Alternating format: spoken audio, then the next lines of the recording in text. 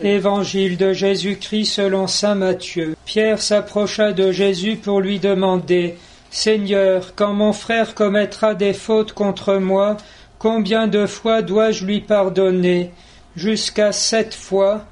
Jésus lui répondit « Je ne te dis pas jusqu'à 7 fois, mais jusqu'à 70 fois 7 fois. » En effet, le royaume des cieux est comparable à un roi qui voulut régler ses comptes avec ses serviteurs. Il commençait quand on lui amena quelqu'un qui lui devait 10 000 talents, c'est-à-dire 60 millions de pièces d'argent.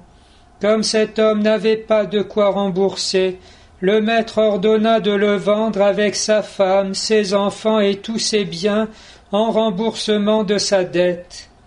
Alors, tombant à ses pieds, le serviteur demeurait prosterné et disait « Prends patience envers moi et je te rembourserai tout. » Saisi de pitié, le maître de ce serviteur le laissa partir et lui remit sa dette. Mais en sortant, le serviteur trouva un de ses compagnons qui lui devait 100 pièces d'argent.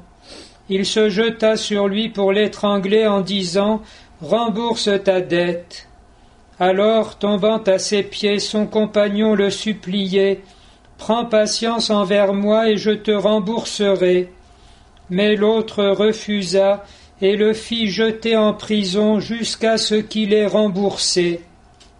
Ses compagnons, en voyant cela, furent profondément attristés et allèrent tout raconter à leur maître. Alors celui-ci le fit appeler et lui dit « Serviteur mauvais, je t'avais remis toute cette dette parce que tu m'avais supplié. Ne devais-tu pas à ton tour avoir pitié de ton compagnon, comme moi-même j'avais eu pitié de toi ?» Dans sa colère, son maître le livra au bourreau jusqu'à ce qu'il eût tout remboursé. C'est ainsi que mon Père du ciel vous traitera, si chacun de vous ne pardonne pas à son frère de tout son cœur. Chers frères et sœurs, nous avons entendu ce passage de l'Évangile il y a quelques semaines déjà, et nous avions profité de l'occasion pour voir qu'il y a une sorte de pédagogie du pardon. Le don de Dieu, le pardon que nous recevons de lui, nous rendant spontanément alors normalement plus indulgents aussi avec nos frères. Et si la dureté de la vie fait qu'on a l'impression maintenant de vivre dans une jungle où rivalisent les loups et les requins, c'est parce que, de fait, il n'y a plus de référence à Dieu.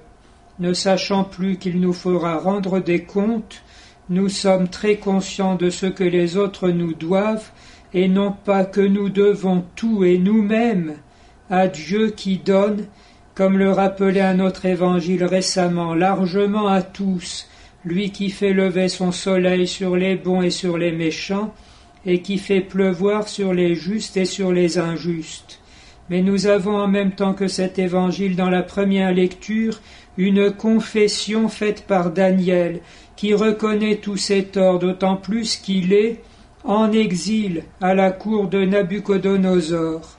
Tout cela parce que le peuple a été infidèle, Dieu avait beaucoup donné, et il avait demandé en retour la fidélité à ses commandements.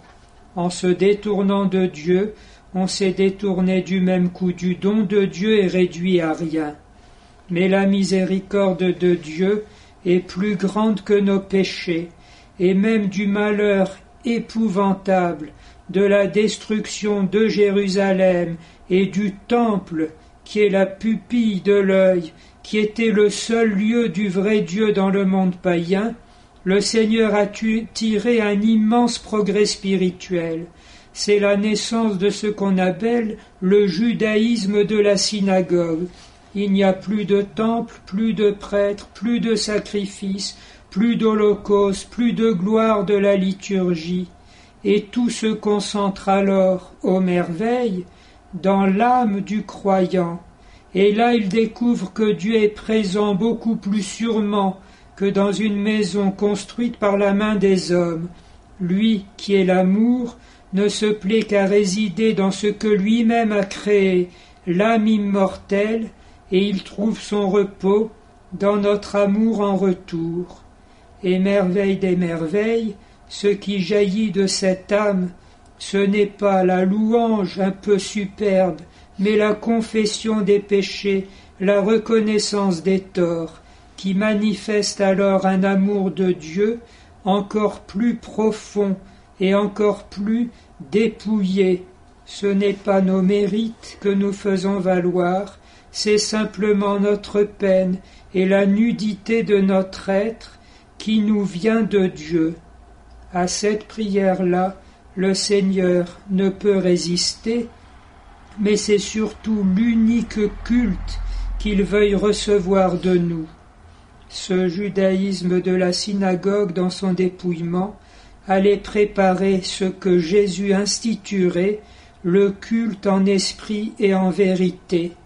Car si nous avons vu merveille, puis merveille des merveilles, le comble est donné, lorsque l'âme qui prie est celle du Fils bien-aimé, qui par charité a pris sur lui toute l'iniquité de l'univers, et offre à Dieu un amour qui lui est égal, parce que Jésus qui s'offre lui-même est vrai Dieu avec le Père dans l'Esprit Saint. C'est ce que nous exerçons humblement dans nos pauvres liturgies, derrière les rites de l'Église, elle-même tend seulement à ce que chacun d'entre nous puisse s'offrir lui-même de tout son cœur avec le Seigneur Jésus.